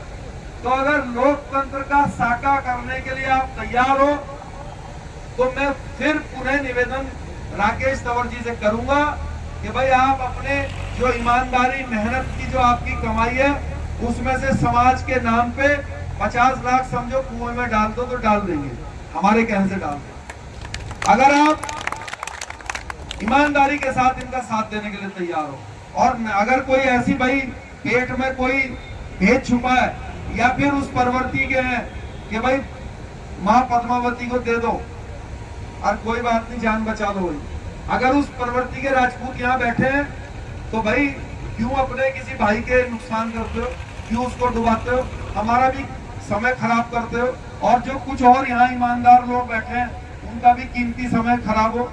आज ये पहली पंचायत मैंने देखी हरियाणा में, मैंने 1000 पंचायतों में गया हूँ, पहली पंचायत राजस्थान में, मध्य प्रदेश में तो ये आम बात है, पहली पंचायत मैंने देखी है जिसमें हमारी माताएं बहनें भी यहाँ पर बैठी हुई हैं। मैंने इससे पहले किसी पंचायत में अपनी माँ बहनों को बैठे नहीं देखा। तो हमारी माता बहनें भी बैठी हैं, इनके में स्वाभिमान और सम्मान की बात है। तो यहाँ पे अगर इस प्रवृत्ति के बैठे हैं कि भाई माँ बहन के इज्जत का कोई सवाल नहीं है और बुजुर्गों के कोई सम्मान की कोई चिंता नहीं है, तब तो देखो बात बनेगी नहीं। और अगर आप इस पे सहमति करते हो और मन से सहमति करते हो, तो आज से और अभी से बिगुल बजा देंगे, और 25 मई तक एक भी दिन हम में से कोई रुकेगा नहीं, और 25 मई को पूरा डंके की चोट पे अपने बटन दबा के, और जब रिजल्ट आएगा, जितना भी जो भी रिजल्ट आएगा, हम चाहे जीते चाहे हारे, हम चुनाव लड़ेंगे जीतने के लिए। हमारे बाबूजी ने पूरा समीकरण बता दिया। आज 36 बिरादरी इस बात का इंतजार कर रही है कि क्षत्रिय जो है आगे झंडा लेके तो चले। ये तो वो कौम है जो हमेशा सबके अधिकारों के लिए अपना जीवन तक बिता कुर्बान कर दिया। तो 36 बिरादरी आपके साथ आएगी अगर आप अपना झंडा, अपना प्रत्याशी आगे लेके चलने के लिए तैयार हो। अरे गांव में आपकी बात कौन नहीं मानेगा, बताओ आप। आपके यहाँ पे कम से कम 70-80 गांव हैं। अगर 70-80 गांव के वोट भी निकाल लोगे तो कम से कम 5 लाख वोट बैठेंगे। अगर आपने सारे के सारे गांव की वोट निकाल ली तो किसी दूसरे जो समाज का, हमारे गांव में जो दूसरे अन्य समाज का हमारा भाई है, वो भी तो हमारा भाई है, उसको भी आप जो है प्यार से समझाओगे कि भाई इस बार अपने को वोट दे ले। मैं जिम्मेदारी लेता हूँ कि ये जो चारपाई है, इस चारपाई पे 36 बिरादरी को बैठाएंगे और सबका अधिकारों की रक्षा करेंगे, सबके सम्मान की रक्षा करेंगे। तो मैं अपने आदरणीय पिता समान नरेश चौहान जी से प्रार्थना करूंगा कि वो अपना निर्णय दें, अपना आदेश दें। अगर उनसे पहले कोई अपनी बात रखना चाहता है, हमने अपनी बात रख दी है। कोई भी बात, इसमें कोई भी वो नहीं है, ये पंचायत है, सबको अधिकार है अपनी बात रखने का। लेकिन मैंने आपको एक क्राइटेरिया बता दिया, बिना 1 करोड़ के चुनाव लड़ने का वो है, फिर मतलब टाइम पास वाली बात। तो टाइम तो पास करेगा नहीं क्षत्रिय समाज, तो मजबूती से लड़ेंगे हम। ये मैं आपसे निवेदन करूंगा। हमारे आदरणीय भाई साहब अपनी बात रखेंगे। बहुत बहुत धन्यवाद। कुलाना गांव की इस पावन धरा के और इस स्थान के अधिष्ठाता पृथ्वीराज चौहान की प्रतिमा के आंगन में हम सब महापंचायत के रूप में इकट्ठे हुए, मैं पृथ्वीराज चौहान के चरणों में शीश रखते हुए पृथ्वीराज चौहान के सभी वंशजों, इस महापंचायत में आए दूर दराज से यारे प्यारे 36 बिरादरी के गणमान्य प्रमुख और पंच पटेल, साथ में हमारी मातृशक्ति जो आप इतनी तन्मयता से और इसी गर्मी में और इसी लाम में, लाम इतनी मातृ है माननीय अध्यक्ष जी, रुपया मिल जाए आदमी को नहीं मिल रहा। अपन सारे खेतीदार किसान आदमी हैं, फसल कुड़ी खड़ी है, सिरसों कुड़ी खड़ी, गेहूं कड़े खड़े, रुपये मिल जाए आदमी को नहीं मिल रहे, फसल सबकी कुड़ी खड़ी। फिर भी इतनी भारी संख्या में आप इस महापंचायत में अपना कीमती समय छोड़ के पहुंचे। सबसे पहले मैं यहाँ पहुंचे सभी वन्य और सम्मानित साथियों का दिल की गहराइयों से वंदन करता हूं, अभिनंदन करता हूं। आपकी पंचायत की अध्यक्षता कर रहे हरियाणा राजपूत प्रतिनिधि सभा के अध्यक्ष राव नरेश सिंह चौहान साहब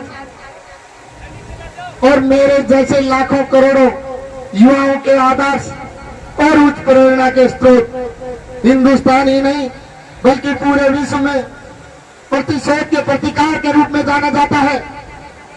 अपने झंडे और अपने झंडे महाराणा प्रताप जी के रास्ते पर चलने वाले स्वाभिमानी माननीय श्री शेर सिंह राणा साहब, आपका मैं हरियाणा की हमारी इस कुलाना की धरा पर पहुंचने पर आपका स्वागत करता हूं, धन्यवाद करता हूं। माननीय श्री शेर सिंह राणा साहब और आज की इस पूरी महापंचायत में मुझ पे जो विश्वास दिखाया, पूरी पंचायत ने इसका समर्थन किया। मैं राकेश तौर आपसे वादा करता हूं, मेरी उम्र अभी करीब 42-43 साल है और अगले 30 वर्ष यदि मेरे साथ कोई बड़ी दुर्घटना ना हुई, कोई गोली कांड या एक्सीडेंट ना हुआ, तो जो आज आपने मुझ पे विश्वास जताया है, आपने महापंचायत में करीब 100 गांवों की इस पंचायत में मुझ जैसे अनुज बालक के विश्वास और भरोसा आपने जताया है। मैं मां भवानी की सौगंध खाके कहता हूँ कि अगले 30 साल तक आपके हकों की लड़ाई लड़ूंगा, आपके रोजगार की लड़ाई लड़ूंगा, आपके रोजगार की चिकित्सा की व्यवस्था की लड़ाई लड़ूंगा। पूर्व में वक्ता कह रहे थे कि आपने पिछले 5 साल से चाहे वो पद्मावती फिल्म का आंदोलन हो, चाहे कैथल कांड हो, चाहे दिल्ली का जंतर मंतर वीपी सिंह के उम्र के ऊपर का आंदोलन हो और चाहे राम मंदिर का आंदोलन हो, हमने जेलों में गए, लाठ रखाई, मुकदमे दर्ज कराए, सड़कों पे लहू लुहान हुए। ठीक उसी तरह अगले 30 साल भी आपके बीच, आपके साथ सड़क पे से ताल मिलाने का कार्य करूंगा। मैं ऐसा नहीं कि ये 2 महीने का चुनाव है और पहले जो प्रत्याशी आए पार्टी ने घोषणा कर दी और चुनाव लड़के धन से, बल से, बाहुबल से, पैसे से, गठन और संगठन से चुनाव लड़के चले गए। हम उनमें से नहीं, हम सामान्य और गरीब परिवारों से हैं, संघर्ष करना चाहते हैं। अगले 30 साल तक ना तो ये जगह छोड़ेंगे, ना ये घर छोड़ेंगे और ना आज की महापंचायत में आपने जो एहसान हम पे किया है, आपका वो एहसान आजीवन भर नहीं भूलेंगे। अपने जीवन का पल पल अपने पवित्र रक्त का कण कण आपके लिए बहा देंगे, लेकिन पीछे नहीं हटेंगे। अगले 30 साल आपके बीच रहूंगा। और मेरी एक और विशेषता है साथियों, नगर विधानसभा से मैं चुनाव लड़ रहा था, एक कह रहा था कि बार बार शिक्षा मंत्री को नहीं बढ़ू, इनका मुख्यमंत्री बढ़ूंगा, तो एक ने तो मुख्यमंत्री बना के भेज दिया।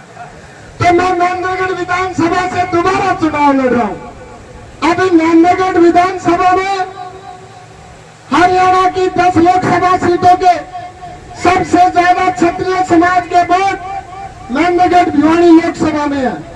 2,65,000 वोट राजपूत समाज के नंदगढ़ भिवानी में है और सारे राजपूत समाज के साथ साथ सभी बिरादरी के लोग कह रहे हैं कि आप नंदगढ़ भिवानी लोकसभा लड़ो। क्यों? क्योंकि इसमें आप तो आपकी विधानसभा है। आप विधानसभा में निरंतर सक्रिय हो या लड़ो, और लोकसभा में लड़ो। सबसे ज्यादा बॉडी समाज के हैं, और कांग्रेस बीजेपी दोनों पार्टियों ने ऐसे प्रत्याशियों को टिकट दिया है, क्षत्रिय समाज ही नहीं, उनके सहयोगी समाज भी उन दोनों प्रत्याशियों को वोट नहीं देना चाह रहे। बार बार अपील कर रहे। अभी माननीय अजय सिंह चौटाला साहब जी से भी बात हुई थी।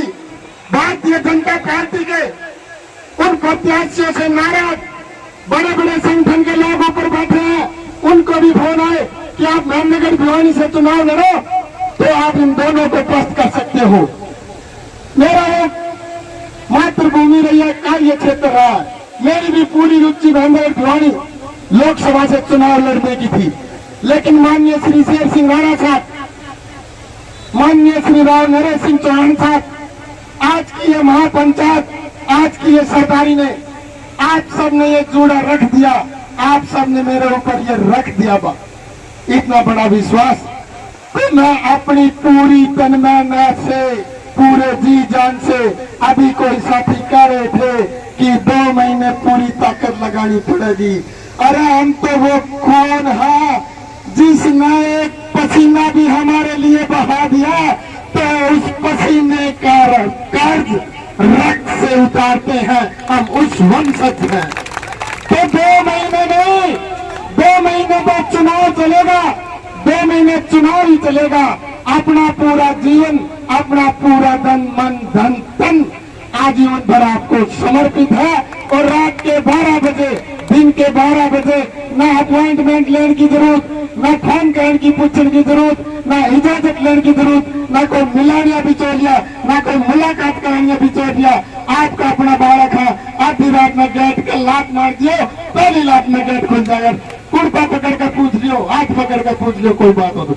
ऐसा नहीं कि दिल्ली से थोपे गए व्यक्ति, जो कि मैं 3-4 दिन पहले इस एरिया में घूम रहा था, ऐसे सैकड़ों गांव हैं कि दिल्ली से थोपा गया व्यक्ति पहले लोकसभा चुनाव में नहीं आया, और फिर दोबारा से उसी व्यक्ति को हमारे ऊपर लाद रहे हैं। अब हम उस व्यक्ति को सहन नहीं कर पाएंगे। ये मैं नहीं बोला, सैकड़ों गांव के लोग बोले कि 5 साल पहले है तो गांव में नहीं आया, 5 साल के बाद नहीं आ रहा, फिर आएगा, तो हम ये सहन नहीं कर पाएंगे। अभी बात आ रही थी राष्ट्रवादी जनलोक पार्टी के बारे में, मुझसे पूर्व सभी वक्ताओं ने कहा। अभी मैं एडवोकेट सुधीर जी को कह रहा था कि मेरा नंबर आएगा कि बोलने के लिए, मेरे पास बातें भी होनी चाहिए बोलने से पहले। मीडिया के साथी, और ऐसा लग रहा है कि रोहतक लोकसभा में तो नेशनल एंड इंटरनेशनल मीडिया भी पहुंच रही है, जैसे जैसे चुनाव चलेगा पहुंचेगी।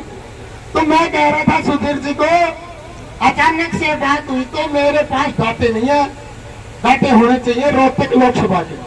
तो बोले डाटा में क्या देखूं? मतलब डाटा में देखो, ये हमारा सारा ठाकर भाई बावड़ा हो रहा, बीजेपी बीजेपी बीजेपी। ये 2009 में कितनी बड़ी पार्टी थी, तो वो देख रहे 2009 में बीजेपी कोई मैंने बोला आपने ज्ञान को नहीं, नेट बाहर में जाकर नेट तेज चलाओ। 2009 में बीजेपी का उम्मीदवार का वोट कितना आया था रोहतक में? वो बोले कि मैं तो वकील हूँ, पढ़ा लिखा हूँ, बीजेपी को नाम ही कौन दिया? नाम नहीं है, व्यक्ति में डाल के देखो। 2009 के लोकसभा के चुनाव में बीजेपी का नाम नहीं है। बीजेपी ने चुनाव लड़ा, हरियाणा जनहित कांग्रेस कुलदीप बिश्नोई ने पार्टी बनाई, उसके गठबंधन से चुनाव लड़ा।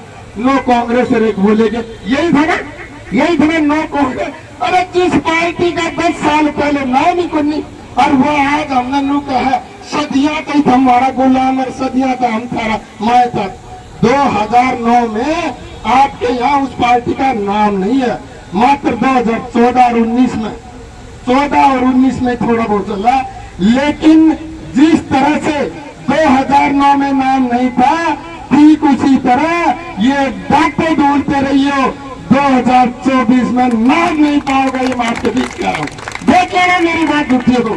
मैं 2009 की बातें दे रहा, और 2024 के डाटा भी लिख लो।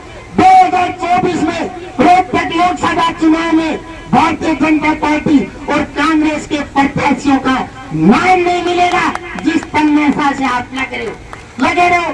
आप सभी ने इतना पूर्णतः कीमती समय दिया और मैं शब्दों के भाव में या शब्दों में वो शक्ति नहीं है, कोई भी व्यक्ति अपना भाव शब्दों के जरिए नहीं कर सकता। और मैं अपने पूरे भाव के साथ पत्रकार साथियों, आप सीधी नजर रखियो, आप सीधी नजर रखियो। 2 महीना का कोई 30 साल का अपना बंधन है।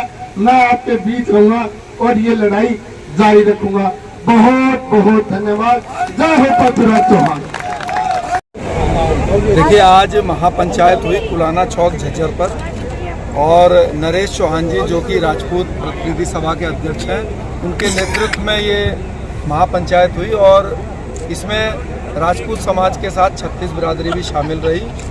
इसमें यह निर्णय लिया गया कि कब तक हम बीजेपी कांग्रेस की गुलामी करते रहेंगे, कब तक उनकी चटाई बिछाते रहेंगे। पूरा परिश्रम, पूरा जीवन लगाने के बाद भी ना भाजपा ने, ना कांग्रेस ने कुछ दिया, ना भाजपा ने कुछ दिया। तो क्यों ना हम अपने समाज के एक ऐसे व्यक्ति को चुनाव लड़ाएं, अपनी पार्टी से खुद चुनाव लड़ाएं, जिससे कि हार जीत के परिणाम से ऊपर उठकर चाहे हम हारें चाहे जीतें, पहले हम लड़ें और लड़के अपनी गिनती कराएं। तो आज सभी की सहमति से यह निर्णय लिया गया कि जो राकेश तंवर जी हैं रोहतक लोकसभा से, उनको जो है चुनाव लड़वाया जाएगा राष्ट्रवादी जनलोक पार्टी से। और नरेश चौहान जी ने और जितने भी 36 बिरादरी के यहाँ पे बड़े बुजुर्ग थे, उन्होंने सिर्फ वोट की ताकत दिखाने के लिए नहीं यहाँ कहा, धन से भी जो है कम से कम भी मुझे लगता है कि 15 से 20 लाख रुपया जो है उन्होंने आज इस सभा के अंदर ही जो है एक कलेक्ट करके भी जो है राकेश तंवर जी को चुनाव लड़ाने के लिए दिया है। तो तन मन धन से पूरा समाज इनके साथ है और हमारी पार्टी रोहतक लोकसभा जीतने के लिए चुनाव लड़ेगी। और मैं आपको विश्वास दिलाता हूं, जैसा कि राकेश तंवर जी ने भी कहा कि जैसे 2009 में एक बड़े राजनीतिक दल का नाम डाटा में नहीं था, इस 2024 में दोनों राष्ट्रीय दलों का डाटा से नाम गायब कर देंगे और राष्ट्रवादी जनलोक पार्टी यहाँ पर अपनी जीत निश्चित करेगी। क्या आपने जो बात कही है, तो कांग्रेस और बीजेपी से मोह भंग का मुख्य कारण क्या है? देखिए, आपके सामने आज 75 साल हो गए। 75 साल से जिस राजपूत समाज की 8% की आबादी है पूरे हरियाणा में, उसको किसी ने इस लायक नहीं समझा कि एक टिकट दे देते और लोकसभा में बैठाने का काम कर देते। 75 साल से आज तक, जब से हरियाणा बना है, जब से देश बना है, एक भी राजपूत व्यक्ति लोकसभा का सदस्य बनके या राज्यसभा का सदस्य बनके हरियाणा से किसी भी पार्टी ने नहीं भेजा। तो ये अन्याय है। हमने भी वोट दिया है, समाज ने वोट दिया है। 8% का वोट कम नहीं होता। कभी कांग्रेस को दिया है, कभी भाजपा को दिया है, किसी ने भी इस लायक नहीं समझा। तो आज समाज जो है इस बात के लिए मजबूर हो गया है कि इन दोनों ही राजनीतिक दलों को जो है सबक सिखाया जाए, जिससे कि विधानसभा चुनाव में जो है ये हमारे साथ भेदभाव करते हुए 1000 बार सोचे। आपकी पार्टी हरियाणा में इनेलो के साथ चुनाव लड़ रही है, तो कितनी सीटों पर इनेलो चुनाव लड़ेगी और कितनी सीटों पर आरजेपी चुनाव लड़ेगी? देखिए, इनेलो से हमारी 2 बातचीत हो चुकी है जी, क्योंकि ये जो रोहतक का प्रत्याशी है ये समाज ने तय किया है। तो समाज किसी भी पार्टी से बड़ा होता है, समाज इनेलो और राजपा से बड़ा है, क्योंकि समाज ने तय कर दिया है। तो रोहतक लोकसभा तो लड़ी ही जाएगी। राष्ट्रवादी जनलोक पार्टी ये लड़ेगा ही रोहतक लोकसभा, क्योंकि इसमें चाहे मैं हूँ चाहे कोई भी है, सब समाज से बंधे हुए हैं और समाज ही पार्टी बनाने वाला है, समाज ही आगे बढ़ाने वाला है। तो इनेलो के साथ मिलकर कितनी सीटों पर लड़ा जाएगा ये तो भविष्य में पता चलेगा, लेकिन रोहतक लोकसभा राष्ट्रवादी जनलोक पार्टी राकेश तंवर जी को प्रत्याशी के रूप में लड़वाएगी। ये बात समाज ने आज तय कर दी है और ये निश्चित है। देखो, आज महापंचायत में राजपूत समाज के नेतृत्व में बनाई गई थी, जिसमें 36 बिरादरी शामिल थी और आप देख भी रहे थे 36 बिरादरी की भाइयाँ थी। किसान संगठन और सैनिक संगठन के लोगों ने भी यहाँ आके हमारे को समर्थन दिया है।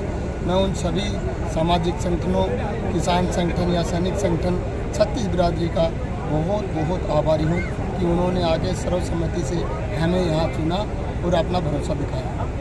रणनीति क्या रहेगी सामाजिक समरसता को जोड़ने के लिए? आपका क्या एंगल लेके चलेंगे? ये मैं बताऊंगा। कोई नहीं। अब 2019 में मेंदीगढ़ विधानसभा से चुनाव लड़ा था, तो मेंदीगढ़ विधानसभा के चुनाव में सभी बिरादरी धर्मों के लोग हमारे साथ थे और हम ऐसा नहीं कि पहली बार चुनाव लड़ने जा रहे हैं या नौसीखे हैं या बच्चों की तरह या बचकाना कोई हरकत कर देंगे। हमने हरियाणा में जितने भी आंदोलन हुए हैं, क्षत्रिय समाज के ऊपर अत्याचार हुआ है, शोषण हुआ है, लाठीचार्ज, मुकदमे दर्ज, इतिहास चोरी जैसे मुद्दे, तो सभी आंदोलनों में अग्रणी भूमिका निभाई है। लेकिन किसी अन्य समाज की भावनाओं को ठेस पहुँचे या किसी अन्य समाज के बारे में कोई हल्की लैंग्वेज हो या रफ लैंग्वेज हो या ऐसी कोई भी शब्दावली या ऐसा कोई भी कार्य हमारे जरिए नहीं किया गया है, ना ही हमारे कार्यकर्ता फॉलोअर्स के जरिए किया गया कि समाज में सामाजिक भाईचारा घटे, बल्कि हमने 36 बिरादरी से आह्वान किया है कि सभी आंदोलनों में वे आएँ और अपने सहयोग दें। आप देख रहे थे, हमने मेंदीगढ़ विधानसभा से चुनाव लड़ा तो भारतीय जनता पार्टी का हरियाणा में नारा था, अब की बार 75 पार। अभी हमने रोहतक से आगाज़ किया है, भारतीय जनता पार्टी का नारा था अब की बार 75 पार, तो 75 से आधे पे आ गए थे वो। अब की बार उनका नारा है अब की बार 400 पार, तो ठीक उसी तरह आधे तो समझ लो। हमने 8 सीटों पे चुनाव लड़ा था, 7 सीटों को भारतीय जनता पार्टी को मजबूर कर दिया था घर बैठाने के लिए। तो अभी लगभग 5 सीटों पे चुनाव लड़ेंगे, तो उन 5 सीटों पे तो कम से कम भारतीय जनता पार्टी अपने प्रत्याशी विड्रॉल करे तो ही ठीक रहेगी।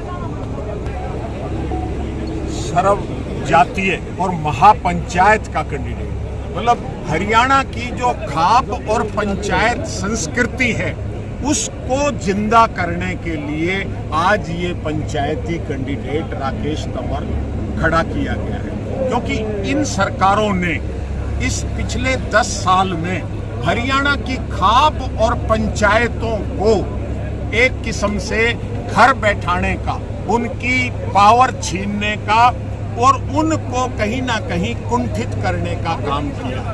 हमारा रोहतक लोकसभा क्षेत्र में जो इन्होंने फरवरी 2016 में जाट और नॉन जाट का नैरेटिव देके और खूनी खेल खेला था, खट्टर पंजाबी होते हुए पंजाबियों की सुरक्षा नहीं कर पाया था, लेकिन इन्होंने जाट नॉन जाट के नैरेटिव को वो करा और अब 2 महीने 4 महीने के लिए, क्योंकि झज्जर में सैनी समाज ने भी वहां कुर्बानी दी थी, उस आंदोलन में मल्लम के रूप में नायब सैनी को इन्होंने मुख्यमंत्री की कुर्सी पर बैठाया है। हम इस जाट नॉन जाट की राजनीति को खत्म करके 36 बिरादरी की राजनीति को, सामाजिक सौहार्द और हरियाणा की खाप और पंचायत संस्कृति को पुनर्स्थापित करने के लिए आज ये पंचायती कैंडिडेट उतारा है। और हमारा नारा भी कि हवा दिल्ली से नहीं चलेगी, हवा हल्के से चलेगी, हवा पूंजीपतियों के द्वारा बनाई हुई नहीं चलेगी, हवा लोकशाही के इस प्रजातंत्र के जो मालिक हैं असली मतदाता, उनके द्वारा जो हवा चलाई जाएगी वो दिल्ली का तख्तो-ताज पलटेगी और वो दिल्ली का तख्तो-ताज बढ़ाएगी। ठीक है जी। परमार जी आज की महापंचायत में पहुंचे हैं, रोहतक लोकसभा से कैंडिडेट है वो भी चुन लिया गया है, क्या कुछ कहेंगे? देखिए, आज 36 बिरादरी की पंचायत के द्वारा लिया गया निर्णय और ऐसा पूरे हरियाणा में पिछले 75 सालों में पहली बार ऐसा हो रहा है कि रोहतक लोकसभा के लिए एक पंचायती उम्मीदवार की घोषणा की गई है। और इत्तेफाक से ये हमारे लिए सौभाग्य है कि राष्ट्रवादी जनलोक पार्टी का कैंडिडेट आज हमने फाइनल किया है राकेश तंवर, जिनका पीछे 10 साल का काफ़ी लंबा इतिहास रहा है संघर्ष का, चाहे हरियाणा के स्थानीय मुद्दे रहे हों, चाहे सामाजिक मुद्दे रहे हों, चाहे 36 बिरादरी की कोई अभी जितने राकेश तंवर जी ने सभी में बढ़ चढ़कर हिस्सा लिया है। और ये पूरी 36 बिरादरी और पूरा रोहतक लोकसभा के जितने भी क्षेत्र से यहाँ पे लोग आए हुए थे, सभी ने एक स्वर में यह आश्वासन दिया है कि न केवल हम वोट के जरिए बल्कि राकेश जी को तन मन और धन से उनकी सहायता करेंगे और अब की बार आने वाले परिणाम आपको चौंकाने वाले साबित होंगे, ऐसा मैं आपको दावे के साथ कह सकता हूँ।